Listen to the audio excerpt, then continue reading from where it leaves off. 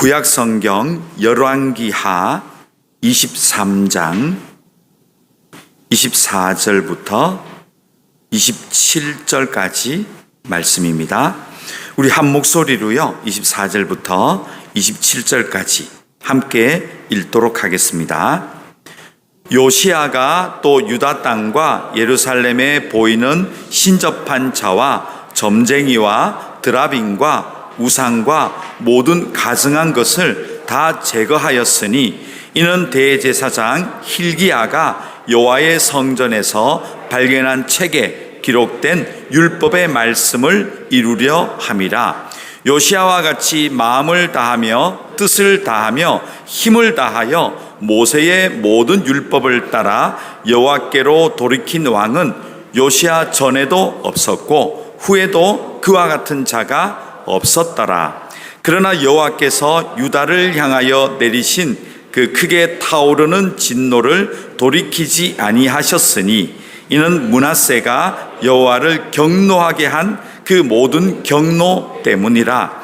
여호와께서 이르시되 내가 이스라엘을 물리친 것 같이 유다도 내 앞에서 물리치며 내가 택한 이 성 예루살렘과 내 이름을 거기에 두리라 한 이 성전을 버리리라 하셨더라. 아멘.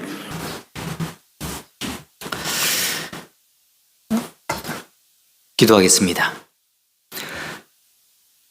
사랑의 하나님, 복된 주일 저희들에게 허락하여 주셔서 하나님의 말씀을 들을 수 있는, 또한 하나님께 영광 돌려드릴 수 있는 귀한 은혜의 시간 허락해 주시니 너무나 감사드립니다. 이 시간 말씀을 듣습니다. 전하는 자나 듣는 자 모두가 은혜의 시간이 되게 하시고 그 말씀 마음판에 새겨 삶의 현장에서 그대로 녹아내릴 수 있는 저희들 모두가 될 수 있도록 도와주시옵소서. 이 모든 말씀 예수님의 이름으로 기도하옵나이다. 아멘.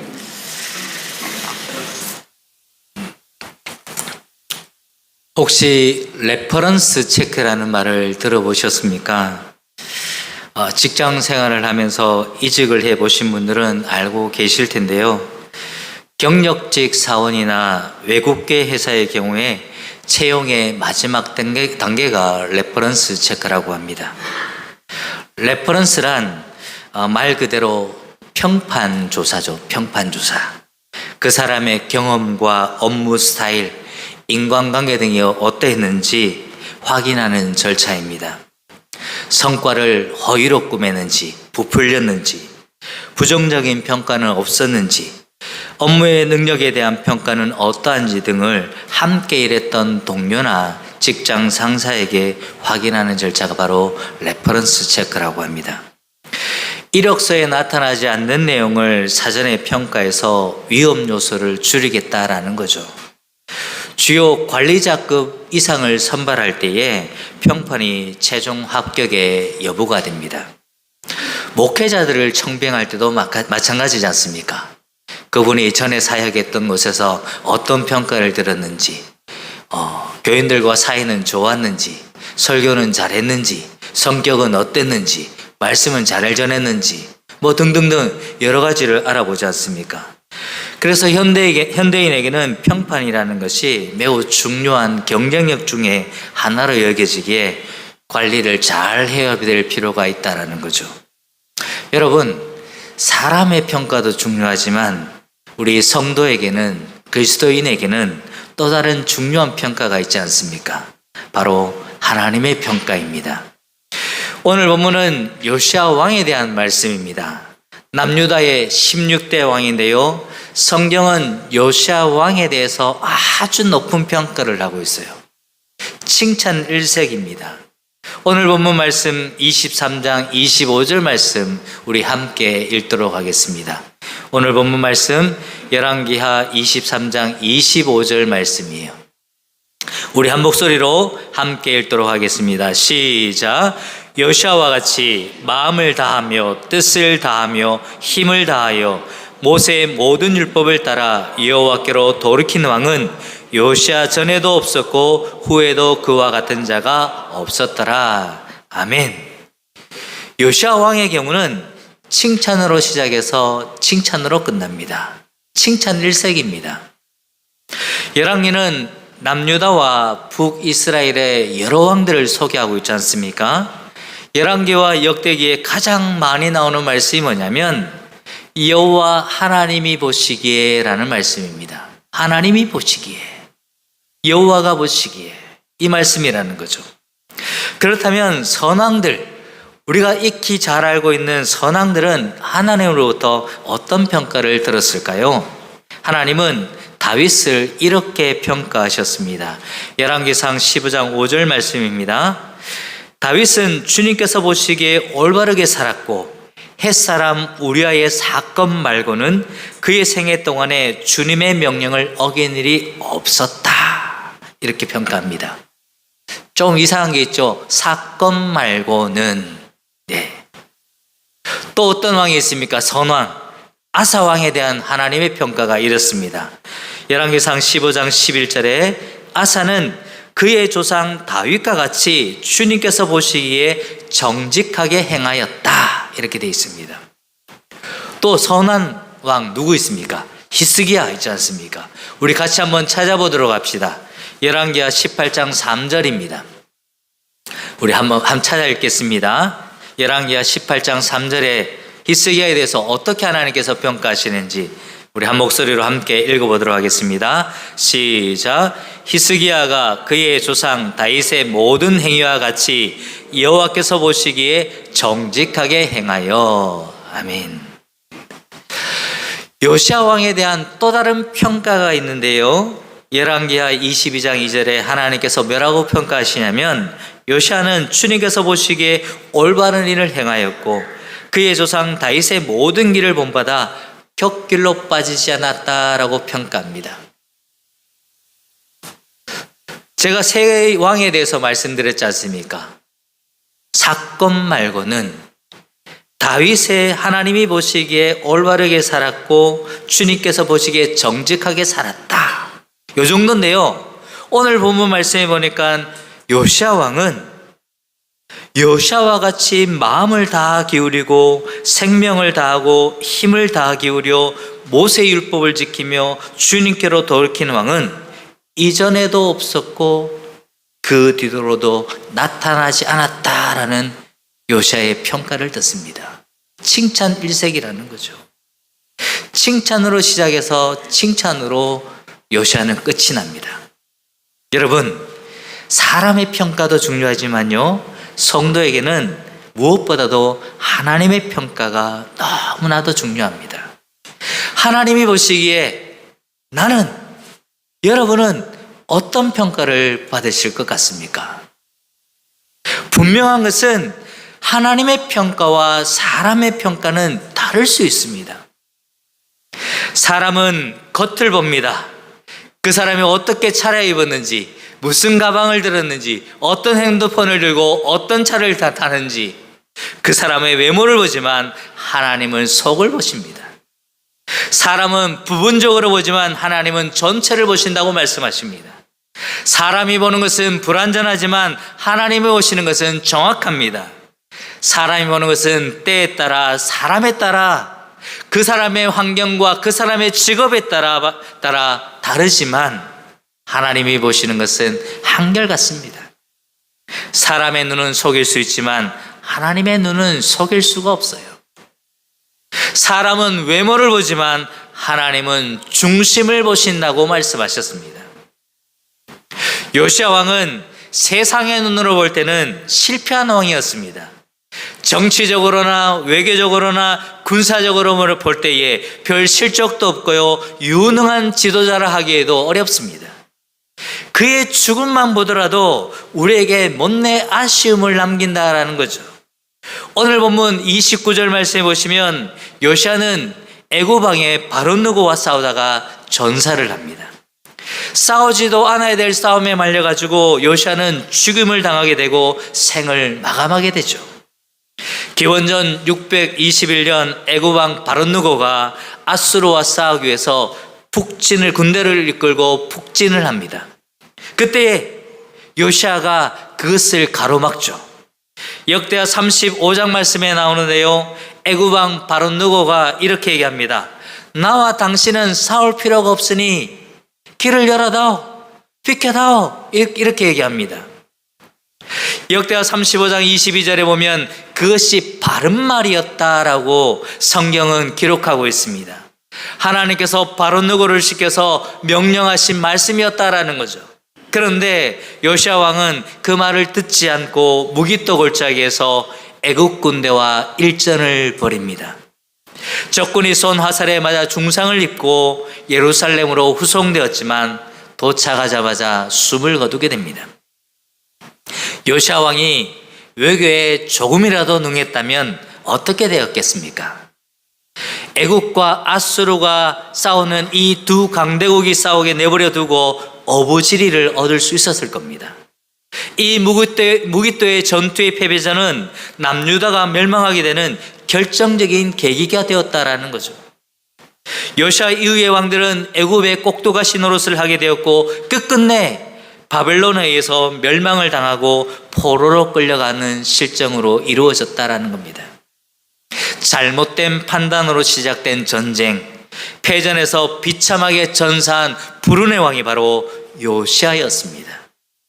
나라를 궁지로 몰아넣는 단초를 제공한 왕이 바로 요시아 왕이었습니다.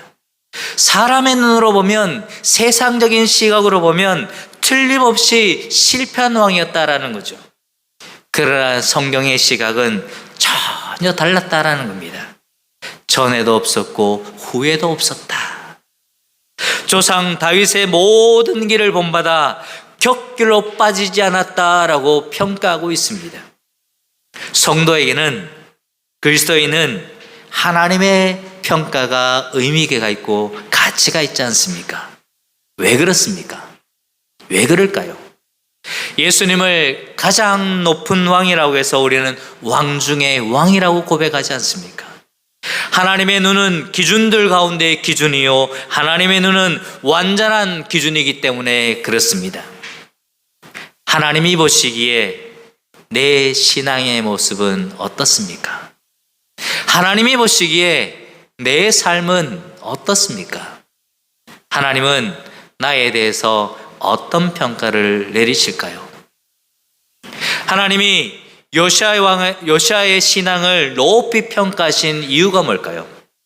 열왕기하 23장 24절 말씀 열어봐 주십시오. 우리 한 목소리로 함께 읽겠습니다. 요시아가 또 유다 땅과 예루살렘에 보이는 신접한 자와 점쟁이와 드라빔과 우상과 모든 가증한 것을 다 제거하였으니 이는 대제사장 hil기야가 여호와의 성전에서 발견한 책에 기록된 율법의 말씀을 이루려 함이라. 아멘. 여기서 중요한 말씀이 끝부분에 있습니다.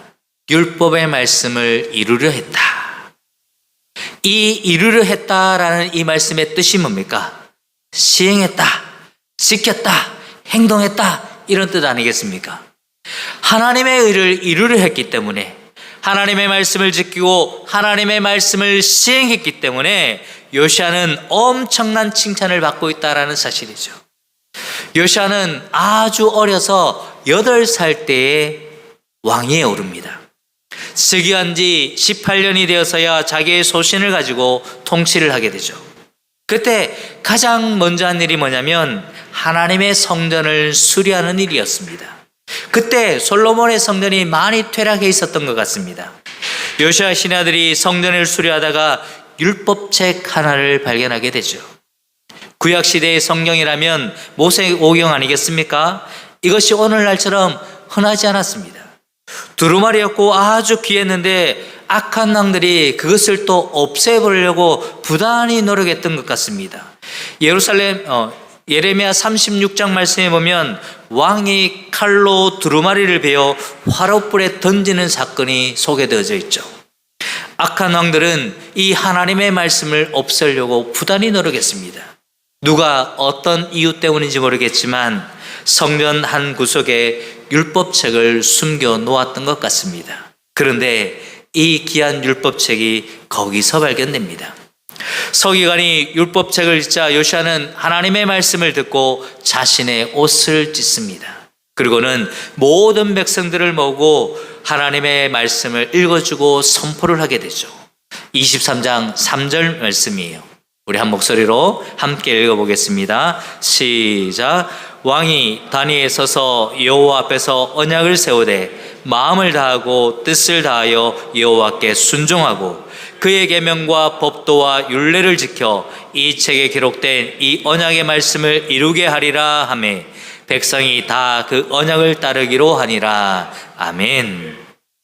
온 백성이 이 말씀을 듣고 이 말씀에 아멘으로 화답하자 구체적인 말씀에 근거한 구체적인 개혁을 단행하기 시작합니다. 열왕기하 23장 4절 이하부터 시작해서 요시아 왕의 종교 개혁에 관한 내용이 자세하게 소개되어져 있습니다. 얼마나 광범위하게, 얼마나 철저하게 이 개혁을 단행했는지를 잘 보여주고 있습니다. 우상을 섬기던 기구들을 성전에 꺼내서는 예루살렘 바깥 기드론 시내로 가져다가 거기서 불살라버립니다. 우상 숭배하는 자들을 모두 몰아내버렸습니다. 아세라상을 불사르고 빻아서 그 가루를 뿌리고 성전 가운데 있던 남창의 집을 헐어버렸습니다. 그리고는 8절에 무엇보다도 뜨거운 감자였던 산당들을 완전히 제거해버립니다. 이 산당 제거는 요시아의 개혁이 얼마나 강력했는지를 단적으로 보여주는 증거였다라는 거죠. 이스라엘 사회에서 산당 제사는 뿌리 깊은 역사를 지니고 있었습니다. 이스라엘 왕정부터 시작되었는데요. 사무엘조차도 이 산당에서 하나님께 제사를 드린 것으로 나타납니다. 물론 성전이 건축되기 전이었기 때문에 하나님께 제사 드릴 공간이 부족했습니다. 성막이 있었지만 백성들 모두가 사용하기에 턱없이 부족해서 그렇게 했던 것 같습니다. 그래서 하나님께서도 한시적으로 이 산당 제사를 허용해 주시죠. 그러나 예루살렘 성전이 건축된 이상 이제 산당 제사는 폐하여지고 오직 예루살렘 성전에서만 하나님께 제사를 드려야 했습니다. 일찍이 하나님께서 모세를 통하여 지시했던 말씀이기도 하셨다라는 거죠. 하나님께서 그렇게 지시하신 이유는 순수한 신앙을 보존하기 위해서 그랬다라는 겁니다. 산당 제사는 환경적으로 이방 제사의 풍습을 영향받을 우려가 있었고 신앙 정통성을 보존하기 어려웠다라는 겁니다. 실제로 이런 일로 여호와의 신앙이 날마다 순수성을 잃어가고 있었습니다. 이스라엘의 신앙이 개혁되기 위해서는 무엇보다도 이 산당 제사부터, 이 산당부터 제거되어야만 했습니다. 그런데 유다에서 종교 개혁을 단행한 선한 가운데에 이 산당을 완전히 제거하는 아무도 없었다라는 거죠. 히스기야가 그나마 조금이나 했지만 전국적으로 제기한 것은 아니었다라는 겁니다. 백성들의 반발을 두려워해서 모두가 시시하고 넘어갔다라는 거죠. 그런데 전무후무하게도 요시아가 이를 완전히 제거해버립니다. 이 깐깐함과 철저함에 하나님이 어찌 감동하시지 않으시겠습니까? 요시아가 하나님의 율법을 준행하는 일에 얼마나 혼신의 힘을 기울였는지를 우리에게 보여주고 있습니다. 이처럼 하나님의 말씀을 깐깐하게 지킨 사람을, 하나님의 말씀을 철저하게 지킨 사람을 하나님은 축복하시고 또한 사용하신다라는 사실입니다. 그리고 요시아는 잊어버렸던 절기 유월절을 지킵니다. 유월절은 이스라엘이 생명과 같이 여기는 중심절기였는데 모두가 까맣게 잊고 있었다라는 겁니다. 이런 것들을 바로잡았기에 성경은 요시아를 그토록 칭찬하고 있는 거예요.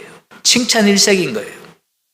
사랑하는 여러분, 하나님의 말씀이 없는 신앙생활은 힘든 것이 아니라 본질적으로 신앙생활이 아닙니다.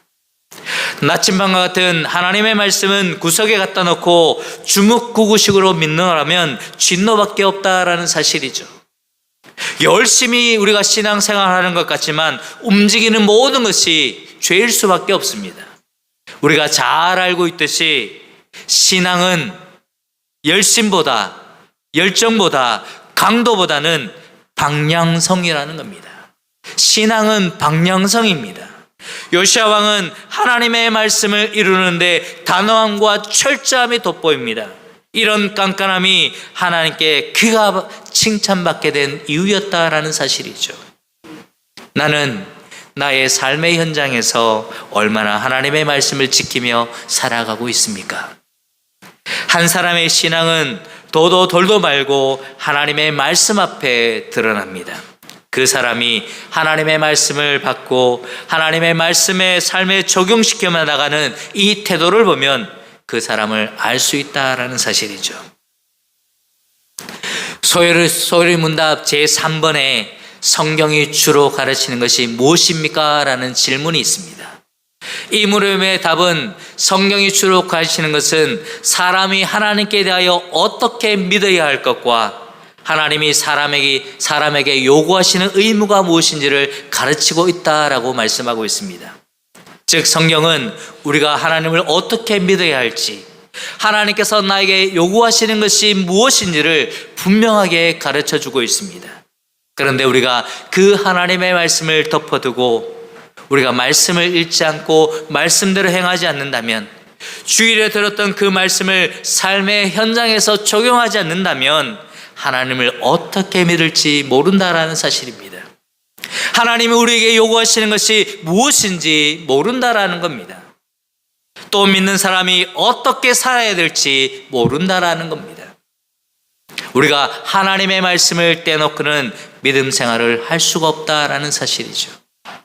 우리가 이런 단계로 나아가려면 우리가 하나님을 어떻게 믿어야 될지, 하나님이 나에게 요구하시는 것이 무엇인지를 분명히 알기 위해서는 먼저 성경을 새롭게 발견해야 합니다. 하나님의 말씀을 기억하고 삶에 적용하며 우리가 살아가야 된다라는 겁니다. 말씀 따로 삶 따로가 아니라는 겁니다. 이 주일에 들었던 이 말씀을 이 성전문을 나간 후에 삶에 적용하며 살아야 되는데 별개로 우리가 살아서는 안 된다라는 사실이죠. 요시야는 성전에 숨겨져 있던 율법책을 발견했습니다. 성경의 가치를 새롭게 발견하기 위해 우리 역시 힘쓸 필요가 있다라는 사실이죠. 요시야 왕 때의 남유다의 국군은 이미 기울 대로 기울고 있었습니다. 할아버지였던 므낫세 왕이 너무나 악한 통치를 하고 우상 숭배를 너무나 많이 했습니다. 하나님께서 뭐라고 말씀하셨냐면 열왕기하 21장 11절에 유다 민족이 아모리 민족보다 더 악을 행한다라고 한탄하셨습니다.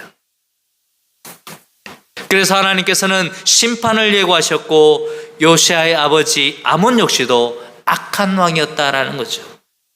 요시야는 그런 시대적인 배경 속에서 왕이 되었습니다. 국제 정서도 매우 불안해가지고 이때 북이스라엘은 이미 아수르에 의해서 어떻게 되었습니까? 멸망당했습니다. 유다는 애국과 아수르, 이 바벨론, 이 세 강대국 사이에 끼어가지고 큰 어려움을 겪고 있었습니다. 이런 형편 속에서 왕이 되었다면 어떠하겠습니까? 여러분이라면 어떻게 하시겠습니까? 나라가 이럴 때 기울고 있는데, 이렇게 기울고 있는데 내가 무엇을 할 수 있단 말인가? 난들 어떻게 하리? 우리 할아버지도 그랬고 우리 아버지도 그랬는데 하면서 그 길을 따르기가 너무나 쉬웠을 겁니다. 그런데 요시야는 이 안 좋은 상황 가운데서도 그렇게 하지 않았다라는 겁니다. 그 길을 따르지 않았다라는 거죠. 종교 개혁을 일으켜 하나님의 말씀으로 신앙적으로 나라를 바르게 세우려고, 백성들을 하나님의 말씀으로 바르게 세우려고 노력했던, 종교 개혁을 단행했던 그런 인물이었다라는 사실이죠. 요시야는 악한 아버지를 표주로 삼지 않고 다윗으로 표주로 삼았습니다. 애굽왕 바로누고와 싸운 것도 나라의 운명을 돌이키기 위한 한 방편 가운데, 노력 가운데 하나였다라는 겁니다. 대개 사람들은 근친을 모방하거나 가장 가까운 선왕의 정치적인 영향을 받게 마련입니다. 그런데 요시야는 어린 나이임에도 불구하고 선왕의 길을 쫓지 않고 손조 다윗의 길을 쫓았다라는 겁니다. 불리한 처지 속에서도, 나쁜 상황 가운데서도, 어려운 상황 가운데서도 최선을 다했기에, 하나님의 말씀을 따랐기에, 곁길로 빠지지 않았기에 성경은 요시아를 그토록 칭찬하고 있는 겁니다. 나는 지금 어떻게 살아가고 있습니까? 이런 상황 가운데 난들 나 혼자 어떻게 그렇게 살아갈 수 있겠습니까? 부모님도 믿지 않고 남편도 믿지 않고 직장 가운데서도 그렇게 나 혼자 신앙생활 하는데 어떻게 그렇게 살아갈 수 있겠습니까? 라고 힘들어하고 있지 않습니까? 도전하지 못한 채 그렇게 쓰러져 있지 않습니까? 요시아는 짧은 기준으로 보면, 세상의 기준으로 보면 실패자였습니다. 39세의 젊은 나이에 비참하게 죽었습니다. 그렇게 심혈을 기울였던 이 종교개혁 운동은 그의 죽음과 함께 물거품이 되었습니다. 요시아가 죽자 나라 역시 비참한 운명에 빠지지 않습니까? 백성들은 애굽이 부과한 벌금에 시달렸고, 마침내 신흥강국에 의해서 이 남유다는 어떻게 됩니까? 패망하고 맙니다. 그러나 기남목, 하나님의 기준으로 보면 그는 성공자였습니다. 어두운 시대의 등불처럼 환한 빛을 우리에게 비춰주고 있습니다. 므낫셋, 아몬, 여호야김, 시드기야와 같이 악하고 못난 왕들 사이에서 빛을 발하고 있습니다. 이렇게 해야, 이렇게 살아야, 이렇게 하나님의 말씀대로 살아야 하나님께 칭찬받는다라는 것을 우리에게 알려주고 있는 하나의 표준이요 척도가 되고 있다는 사실이죠. 여러분, 주변 사람들이 뭐라고 하든 진짜 칭찬받는 하나님의 사람으로 살아가시길 바랍니다. 여호와 하나님이 보시기에 나의 믿음은 어떠한지, 여호와 하나님이 보시기에 나의 삶은 어떠한지, 여호와 하나님이 보시기에 이 말씀을 항상 기억하여 날마다 하나님의 말씀을 새롭게 발견하고 하나님의 말씀으로 날마다 자신을 혁신함으로 하나님의 칭찬을 받는 여러분 모두가 될 수 있기를 주님의 이름으로 축원드립니다. 또한 코람데오, 이 뜻 너무나 잘 알지 않습니까? 하나님 앞에 서라는 뜻 아닙니까? 우리는 하나님 앞에 서 있는 자들입니다. 하나님 앞에 서 있는 자들입니다. 하나님이 저와 여러분들을 지켜보고 계십니다. 우리가 우리의 삶의 현장에서 하나님을 의식하지 않는다, 하나님을 기억하지 않는다, 그리스도인이 아니라는 거죠. 하나님이 나를 지켜보고 계신다라는 것을 항상 기억하고 하나님 앞에 서 있는 자들로서 하나님께서 보시기에 정직하게 살아가는 저와 여러분 될 수 있기를 주님의 이름으로 축원드립니다.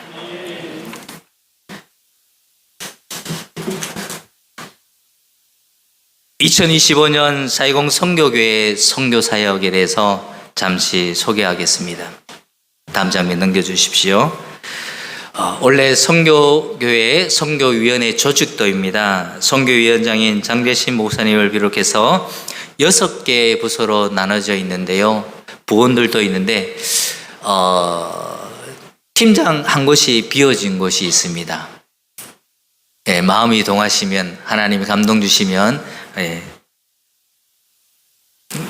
자원해 주시면, 헌신해 주시면 너무나 감사드립니다. 올 한 해 저희 420 선교교회 선교위원회에서는 크게 2가지 사역을 하려고 합니다. 다음 장면 넘겨주십시오. 첫 번째로는 다음 세대 사역이고요. 두 번째로는 현지 교회가 지역사회의 선한 영향력을 나타내기 위한 사역을 하려고 합니다. 다음 세대 사역 가운데 그 첫 번째로 교회 교육 사역입니다. 이 교회 교육 사역은 베테랑 다음 세대와 교사 교육을 위해 양질의 교재를 현지 사정에 맞게 개발하고 번역해서 보급하는 사역입니다. 이 일에는 제작, 편집, 번역, 사파, 디자인 등 많은 분들의 도움의 손길이 절실히 필요합니다. 여러분들의 작은 재능이라도 함께 모아주시면 큰 힘이 될 것 같습니다. 아직 열려 있으니 자원해 주시면 감사하겠습니다. 두 번째로는 다음 세대의 성경책 전달 사역인데요.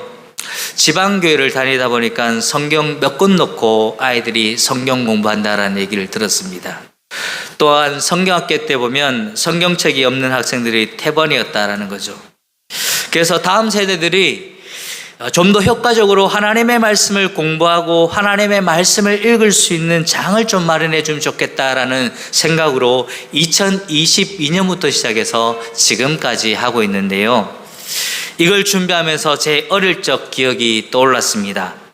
저도 중학교 1학년 때까지 파란 성경책, 손바닥만한 파란 성경책을 가지고 다녔는데요.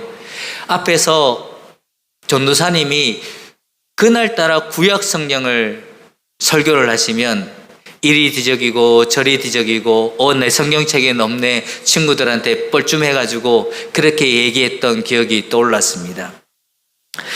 온전한 성경이 아니어서 창피했던 기억이 있었는데요. 부모님이 인직식 때 선물로 받은 성경책을 저희 4남매가 나눠 가졌을 때 너무 기뻤던 적이 있었습니다. 넘겨주십시오. 반스송이라 그래서 생명의 떡, 생명의 빵, 이 가방에다가 예쁘게 저희들이 탁 스티커를 새겨가지고 전달하는데요. 성경 나눔은 구제가 아닙니다. 가난하니까 성경책을 사주자 이런 뜻이 아닙니다. 다음 세대들이 하나님의 말씀을 배우고 깨달아서 하나님의 말씀의 가치를 깨닫고 하나님의 말씀대로 살아가기 위함이라는 거죠. 하나님의 말씀만이 우리의 심령을 변화시킬 줄 확신하기에 또한 믿기에 다음 세대들에게 성경을 나누고 있습니다. 또한 그 하나님의 말씀의 가치를 깨닫고 그 말씀을 고백하고 헌신하는 그 한 사람이 이 땅 가운데 세워진다면 이 땅에 그리스도의 계절이 좀 더 빨리 올 줄로 믿습니다.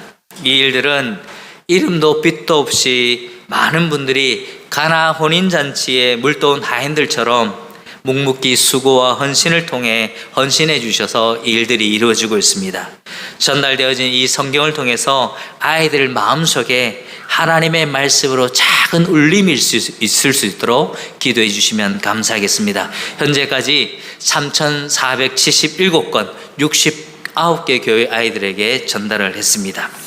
세 번째로 문화 스포츠 사역입니다. 작년 한 해 동안 허우장성에 있는 동푸교회, 그리고 떠인인성에 있는 떠인인교회, 린투원성에 있는 팔랑교회 지역에 있는 청소년들과 함께 했는데요.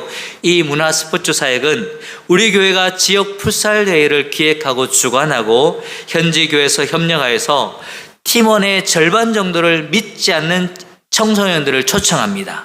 또한 그 초청한 아이들과 함께 운동하고 땀 흘리고 식사도 함께 하면서 귀한 나눔의 시간을 갖는데, 이 대회를 통해서 자연스럽게 서로 친밀해지고 현지 목사님 주도하에 예수 그리스도를 소개, 복음을 전하면 영접하고 교회로 나오는 친구들이 있습니다. 이 일들이 이루어지고 있어요. 우리 성도들이 이 귀한 자리에 함께 동참해 주신다면 현지 교회가 엄청 힘을 얻을 것 같습니다. 우리 한 해 동안 이 일에도 힘써 주시면 감사하겠습니다.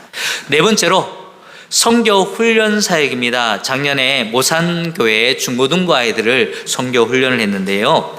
한국에서 단기 선교 여행을 오는 이 청소년 또는 청년부 그룹을 대상으로 선교에 대한 기본 훈련을 하는 겁니다. 실제 사회 현장과 이 베트남 땅에 대해서 이해를 돕고 그렇게 함을 통해서 이들이 시간과 재정적인 낭비를 하지 않고 또한 편협하고 왜곡된 선교관을 가지지 않게 하기 위해서 그들의 그런 일들을 돕고자 이 일들을 시행하고 있습니다. 이런 훈련받은 이 그룹들이 선교에 대한 올바른 시각을 가지게 할 뿐만 아니라 장기적으로 현지 선교의 동력자 역할을 할 수 있다는 거죠. 그래서 이 땅에 저희들이 부름받았지만 한국에 있는 대상을 대상으로 선교 훈련을 하려고 합니다. 두 번째로, 크게 저희들 두 번째로 지역사회의 선한 영향력 확대를 위해서 일을 하려고 하는데요. 그 첫 번째로 정수시설 지원을 합니다. 이 일들은 현지 교회와 그 주변 이웃들에게 실질적이고 필수적인 도움을 주는 사역입니다. 이 베트남에 심각한 수질 오염을 안고 있습니다. 그래서 지하수가 굉장히 오염되어져 있고요. 중금속으로 비범벅이 되어 있다는 거죠. 그러므로 인해서 수인선 전염병이나 암 환자 발생률이 굉장히 증가하고 있습니다. 또한 이 빈곤계층이 이 정수시설 깨끗한 물에 대한 접근이 굉장히 어렵습니다. 그래서 이 정수시설 지원 사역이 필요한데요. 이 지원 사역으로 말미암아서 식수를 확보하고 제공할 뿐만 아니라 이 현지교회가 이 값싸게 팔므로 인해서 공급함으로 인해서 현지교회가 자립화를 이루는데, 더 나아가서 지역사회에서 이 교회들이, 현지 교회들이 이미지가 좋게 되는, 또 믿지 않는 자들이 물을 구입하러 교회에 발을 디딤으로 해서 교회에 발을 딛게 만드는, 접촉점을 만드는 이런 일들이 된다라는 거죠. 다음 넘겨주십시오.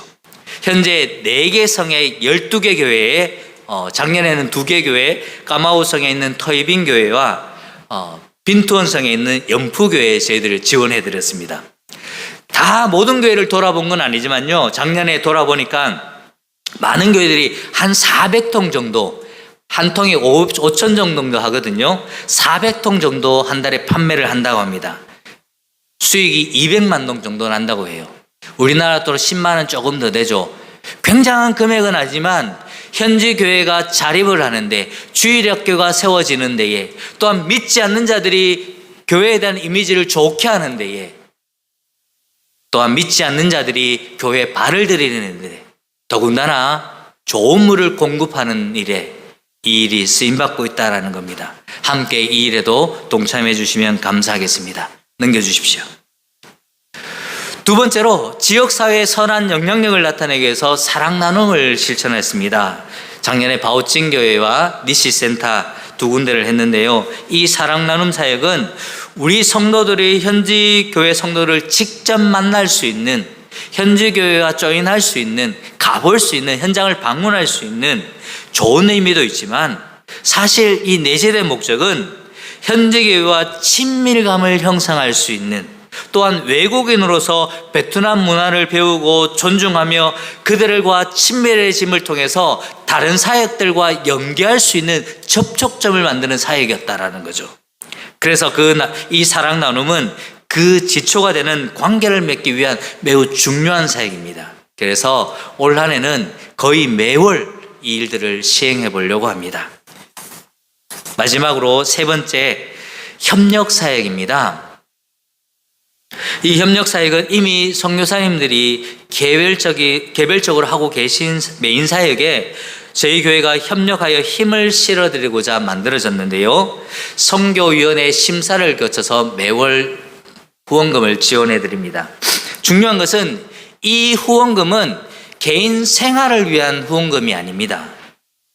사역에 함께 동참하기 위한 사역의 사역비로 드리는 겁니다. 그래서 원래 한국 선교사님 4군데, 그리고 현지 목사님 1군데, 그리고 이 사이공 선교교회의 선교센터를 위해서 저희들 협력 사역을 하려고 합니다. 마지막입니다.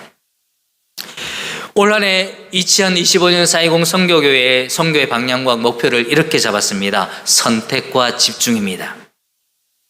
어떻게 선택할 거냐? 저희들 현지교회를 방문할 겁니다. 현지교회에 대한 이해와 연구가 필요할 겁니다.